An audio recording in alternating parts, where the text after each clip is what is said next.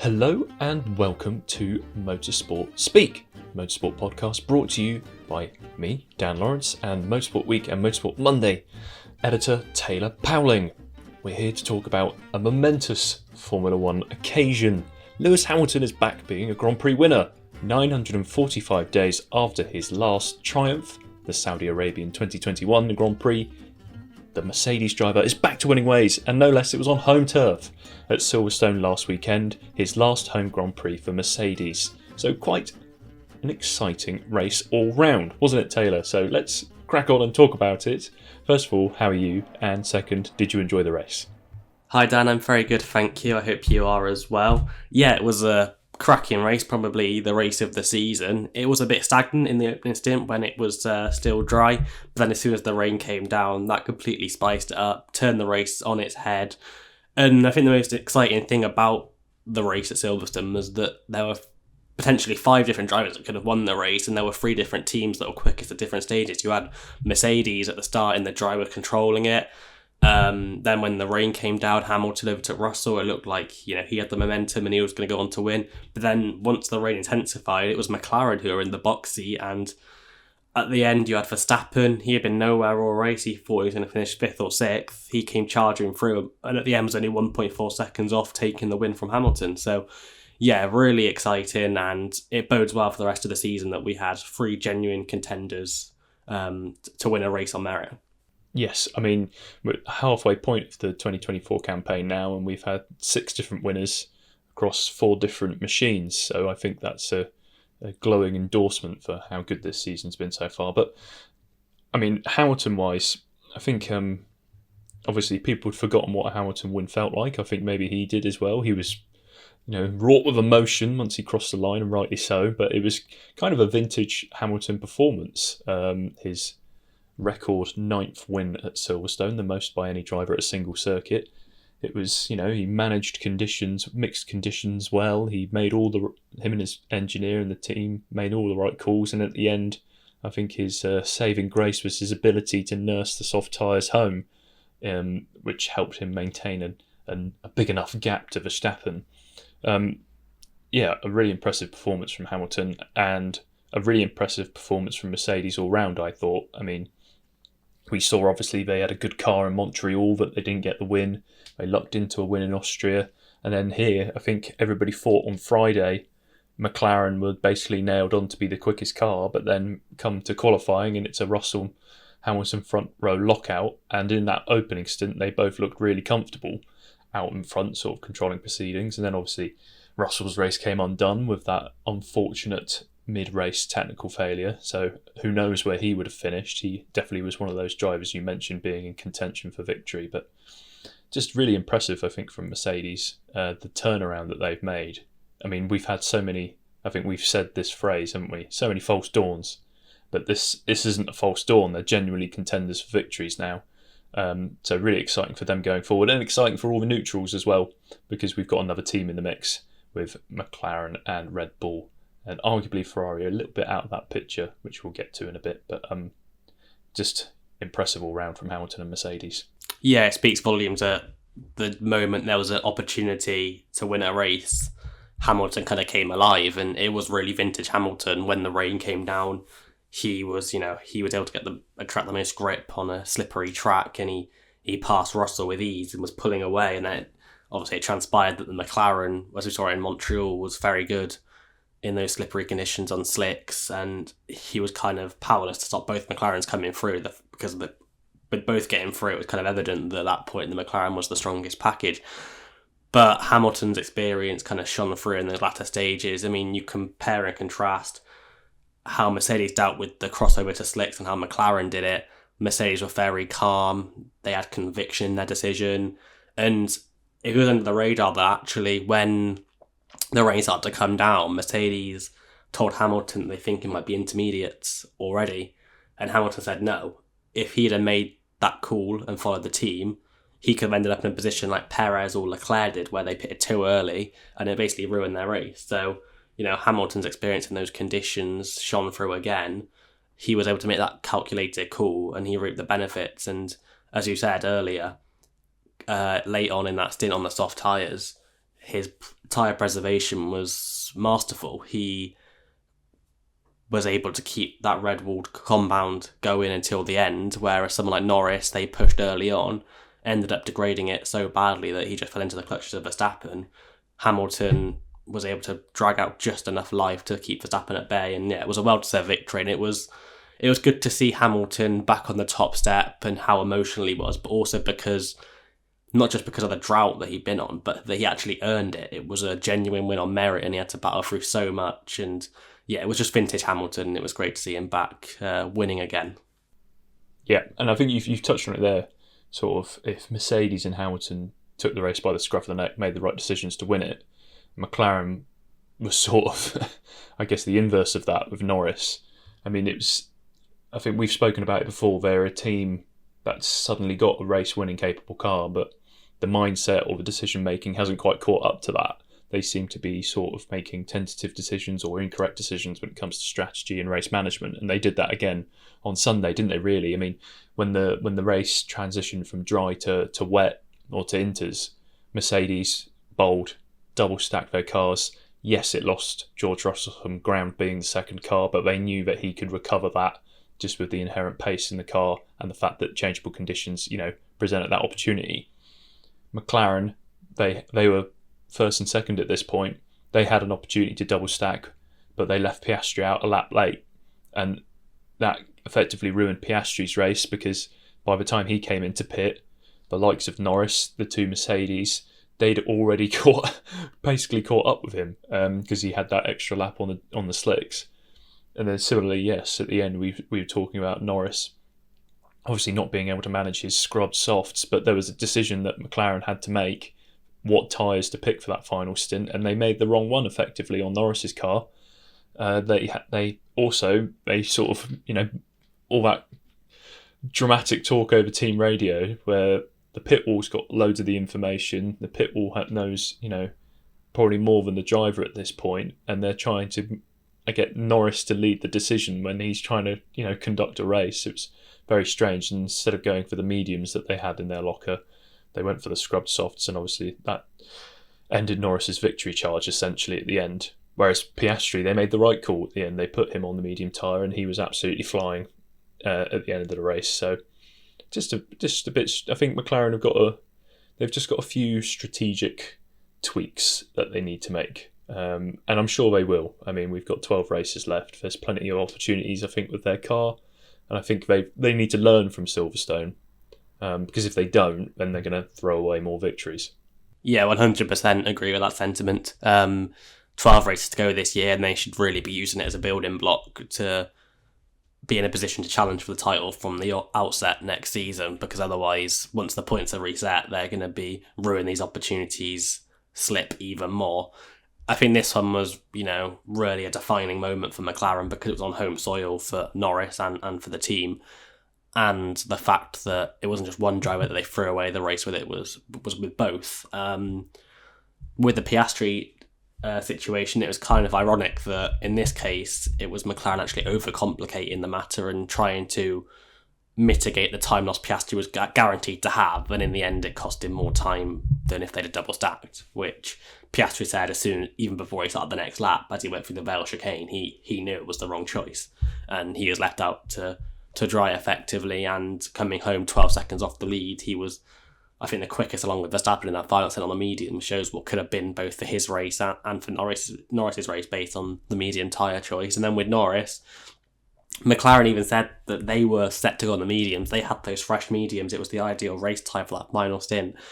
But then they wanted to ask Norris what he wanted. And obviously a driver in that position, dry in track, bit damp in places, you're going to want the soft tyre. You're going to want the maximum grip for that last stint. So Norris saying that he wanted the soft, that's understandable. I don't think he should be held accountable in that position, and McLaren certainly haven't done that. They've taken the blame. But by asking Norris, Stella said that's created self-doubt in their own decision, and it goes back to that thing that I've mentioned on the podcast so many times, conviction. When you're a top team, you need to have that conviction. We saw it with Red Bull and Verstappen. If you've heard back their team radio, Verstappen's not even really told or asked, what do you want? They made the decision for him. You're going on to the hards. And yes, at the time, everyone sat there going, hards on a slightly damp track, that's insane. What are Red Bull doing? Have they thrown away the race? But no, actually, it turned out to be bang on, and he ended up extending his championship lead just because Red Bull made the right call and McLaren made the wrong call. So McLaren just need to, change that mindset. They've got a top car. They need to, back it up with being good strategically. And I think that's an underrated asset of Red Bull's success, that 9 times out of 10, they do get these calls right. And McLaren aren't at that level yet, and it's being exposed when they're at the sharp end. And there's only so long that you can hide behind the excuse of, McLaren have the inexperience, because if you keep making these mistakes like we've seen with Ferrari over the years, then there's no good having a good car because you're not maximising it. Yeah, I think it's interesting you say that 9 times out of 10 Red Bull made the right decision. I think all 9 of those 10 times at Silverstone came on Verstappen's car and not Perez's, bless him. We can quickly touch. Well, I'll quickly touch on Perez. Obviously, it was another weekend to forget for him. It's been a really difficult run of races. He's been outscored by Nico Hülkenberg in the Haas over the last 4 Grand Prix or whatever it is. But a mistake in the mixed conditions in qualifying meant he was out in Q1. And then obviously that just puts you on the back foot immediately. They tried to gamble by pitting him early onto Inters, but it was several laps too late and he ended up a lap down, and that was his race done. So mistakes on that side of the garage, driven by a driver error, I guess, in qualifying. But on the Max Verstappen side, they really recovered what could have been a poor race by all standards on the Verstappen side of the garage. As the rain started to fall, he was falling away from the top 4 Mercedes and McLarens, and he even had Carlos Sainz of the Ferrari coming up behind him, but they made the call to pit a lap earlier than the leaders onto the Inters. That gained him a bit of track position over the double stacking Russell and then obviously a position over Piastri, who went too long. And then, as you say, that pit stop strategy to put it onto the hard tyres, to have that tyre life at the end, to be able to push. It got them within a whisker of victory on a day when Verstappen said they could arguably have finished 6th. So I think very impressive from them. Obviously a very impressive race from Verstappen. You can always count on him. But yes, obviously more tricky times for Sergio Perez. Yeah, it's not looking good for him. There's rumours that his contract has clauses in, certain performance clauses if he's a certain number of points. The rumoured number's 100 points behind Verstappen at either the summer break or the end of the season, that Red Bull can terminate his deal. At the moment, he is quite far above that in terms of, when you factor in his Perez going to be able to bridge the deficit to Verstappen, you'd have to say no. So the actual gap at the moment is quite excessive, and in the next 2 rounds, you can't really see him, reducing that unless Verstappen has a DNF, and even then, would you back Perez to score substantially enough to capitalise on that? You'd have to say no at the moment. Problem for Red Bull is the replacements aren't obvious. Ricciardo's the main contender because he's the one that they brought back into the Red Bull fold with the intention of having him back in the main Red Bull team, but he's not performed at the level consistently enough this year to justify putting him in that seat. Tsunoda, Red Bull have never been, that keen on putting him in the main team. His performances are good, but the consistency, I'd say, still isn't there. He does have off weekends quite often.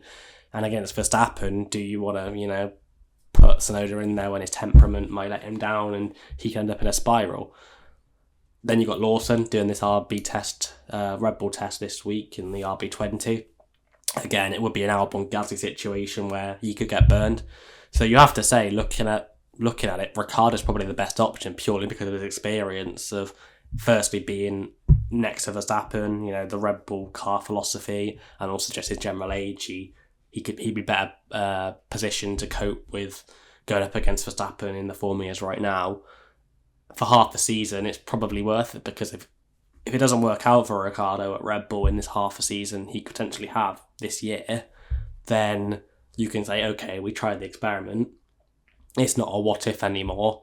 You can let him go, and then you can bring Lawson into the main RB team. So, it's a tricky time for Red Bull, and with Perez's form, though, you can't justify keeping him on. There has to come a point where you admit that it's not working, like they did with Gasly and Albon, and make a change.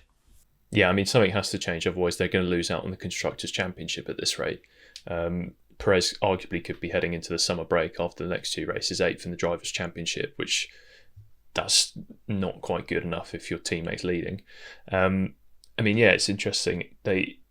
Ricciardo probably has the mental fortitude required to be the best person to be in that second seat.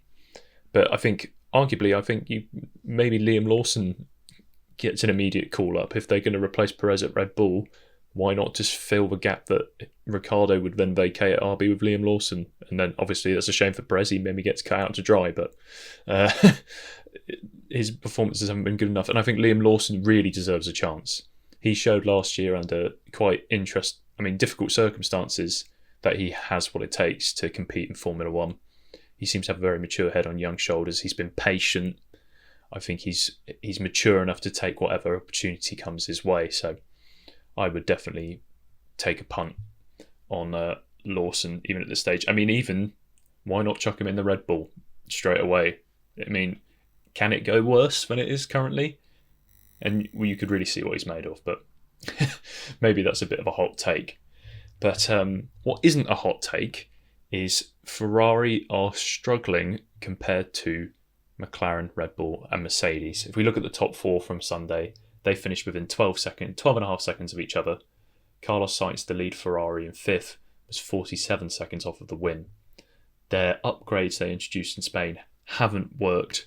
They introduced bouncing to the car instead of aerodynamic performance, so they had to experiment through practice in Silverstone, revert back to their Imola spec car, so they're taking steps backwards, so they're losing pace relative to their rivals.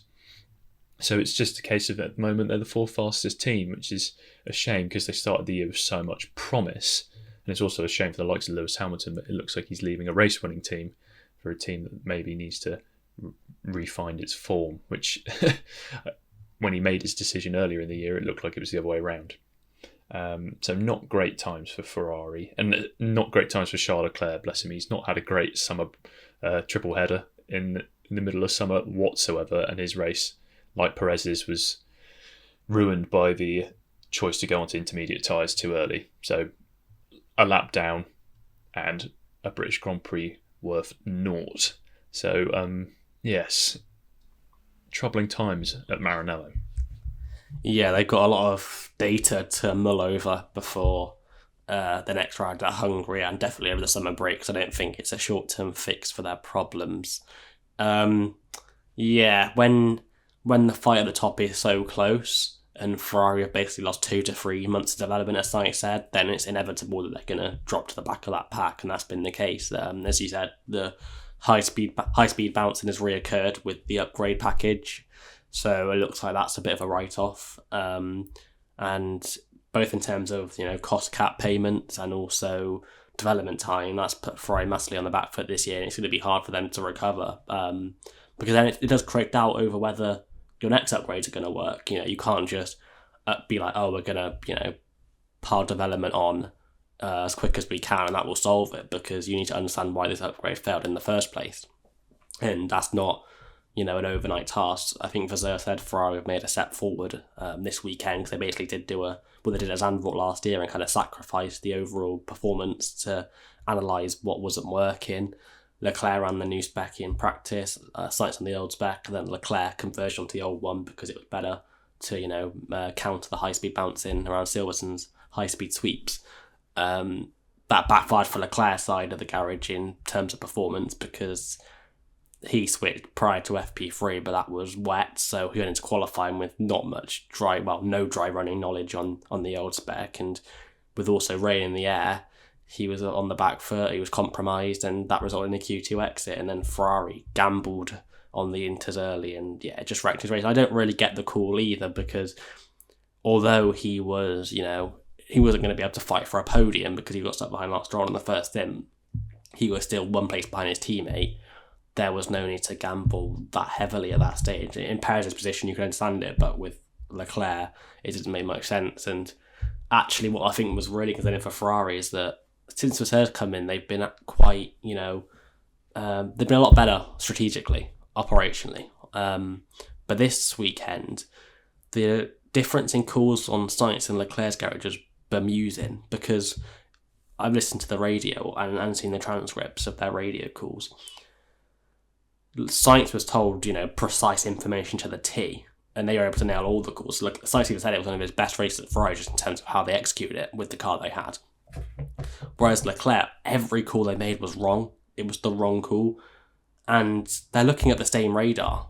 Both sides of the garage have the exact same information radar, yet the way it was, conveyed to their respective drivers was completely different. And I think it's been a recurring theme as well on Leclerc's side of the garage that they don't maximise his chances. And I think something does need to be looked at there, because whether it's reliability or operationally, Leclerc just seems to be constantly getting the short straw at Ferrari over this last however many years. Yeah, and it's something they do desperately need to sort out, because he's the driver they've got on a long-term contract. He's the driver that they're banking a lot of their future on. So if you're then tying one arm behind his back by making incorrect calls, then it does seem a little bit ridiculous. And especially if you're looking from Leclerc's mindset, the person who's going to be inheriting Sainz's side of the garage where they're making all the right calls is Lewis Hamilton. And that's the last thing you need, is if you've got a teammate like Lewis Hamilton coming to join you, you need everything on your side of the garage to be running at 100% so that you can be on an even playing field with him. So, yes, definitely, I agree. That's something that they need to sort. And I guess we're talking about aerodynamics teams in Maranello struggling. There's one aerodynamic department in Maranello that isn't struggling whatsoever, and I guess that is the one from Haas, because they introduced upgrades at Silverstone and they worked well. Whereas other midfield teams, we could say Aston Martin, RB, they've introduced upgrades through the triple header that haven't delivered, and RB have had to pare back some of theirs in a similar fashion to Ferrari. Haas introduced upgrades at Silverstone. Nico Hülkenberg got into Q3, but he out-qualified Ferrari, didn't he? He out-qualified Sainz, and Nico Hülkenberg finished 6th for the second race in a row. Haas have scored 20 points in 2 races. They've vaulted themselves into contention in the prize for best midfield team. Hülkenberg even thinks that they can compete to be the 5th fastest team for the remainder of the season. So, a great race by Hülkenberg, a good race from Haas altogether. Obviously, Magnussen had his struggles in qualifying, so it wasn't a double points finish, but really impressive result by them. Yeah, absolutely. It's kind of unusual, really, to see Haas actually improve throughout the season with upgrades. Usually it tends to be they start well, if they do start well at all, and then kind of decline as the season progresses. But Hülkenberg said throughout the whole weekend he could genuinely notice how much the upgrade was a step forward, and that's really positive, because sometimes there'll be an upgrade that might be a boost of performance, but the drivers don't really feel it. So the fact that Hülkenberg actually noticed the difference is a massive step forward for Haas, and I think that just breeds confidence that they can take the fight to be the 5th fastest team, because RB at the moment are a bit in limbo with whether their upgrade's actually working or not. And Ricardo, I'm sure we'll get onto it soon, has said that it's a decisive period in their season to understand which direction they're going down. Aston Martin are a bit in free fall still, even if they did have a good weekend at Silverstone. So that 5th spot is genuinely up for grabs, and you have to say Haas are looking the favourites based on what they did at Austria and Silverstone. And obviously, I think we need to wait a few more rounds, different circuit configurations, because I remember 2022, Haas were also good in Austria and Silverstone. They bagged good points 2 years ago there. So it's a bit premature to say they are the 5th fastest team, but based on what the Silverstone upgrades delivered, if there's still more potential in the package to optimise, then Haas are looking really good. And in the hands of Nico Hülkenberg, you've got a seasoned veteran who is still delivering at the top of his game. And with Red Bull looking out for a driver to potentially replace Perez, you have to wonder if they'll not iron Hülkenberg up sooner now that he's tied down to Sauber/Audi from next season. Yeah, I'll do another shout out for Hülkenberg. I arguably think he's having one of his greatest seasons, and he's really showing how worthy he is of his second opportunity as having a full-time career in F1. Obviously, there was all the talk of he's maybe he's too old to be coming back to the sport last year. He's never got a podium, blah blah blah blah blah. Hülkenberg is a talented Formula One driver. He's incredible in qualifying. He'll get everything out of that Haas, and they're really going to miss him next year. And I think you're right. Haas just look. If we talk about Haas again, they really do look like they're on a good trajectory, and they really can fight with those midfield teams going forward. Yes, you quickly touched on Aston Martin. Double points finish for them, but still they don't look like they're going to be. They're definitely not going to be challenging the top 4 teams anytime soon. Their job is to keep the likes of Haas, RB, Alpine, Williams at bay for the rest of the year. So, I mean, there's not a lot to say on Aston Martin, really, but if we're talking about the teams they've got to keep at bay, Williams had a much improved weekend. I think we've got Albon finishing in ninth, and Sargent had probably his best race of the year, and he was very, very positive after the race as well. He was really happy with his performance, and he finished just outside the points in 11th, so improved times for them. RB, yeah, like you said, Daniel Ricciardo, it is a trying period for them. They've pared back half of the updates.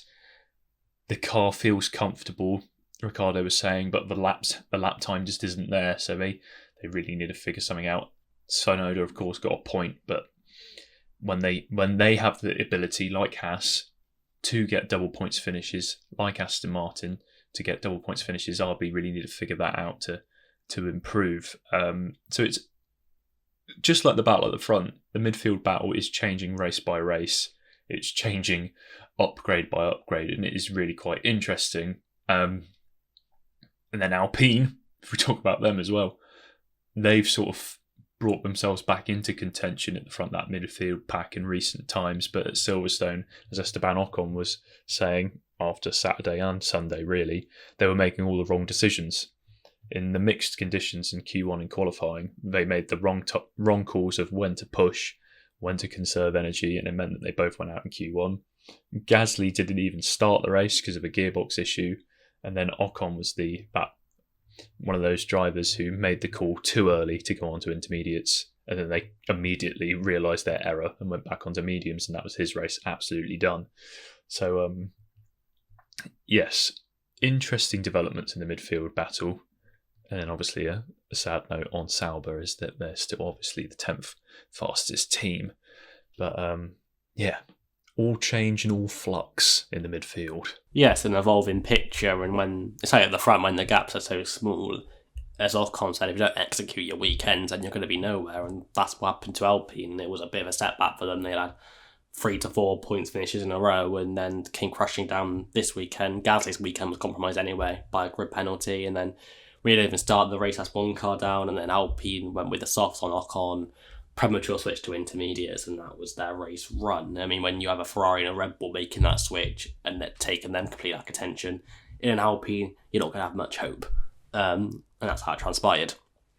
It does look like a battle at the moment between, you have to say, Haas and Aston Martin for 5th fastest, and RB is still just about there, but I don't think they're quite at the same level as those. Aston Martin also depends a lot on the circuit, and the big news for Haas as well is that since the start of the year their strength's been in low speed corners, whereas Hulkenberg said at Silverstone in the high speed they actually were quite competitive. So if the upgrade has delivered a step in the high speed, then they're looking really good to be competitive on all circuits coming up, which is promising news for them. Williams, yeah, I think it's hard to kind of judge where they are, because they'll have weekends like Monaco and Canada and Silverstone where they are genuine points contenders, but then weekends like Barcelona and where they were absolutely nowhere. So it's very much a mixed bag, and I think that kind of summarises where Williams are at the moment.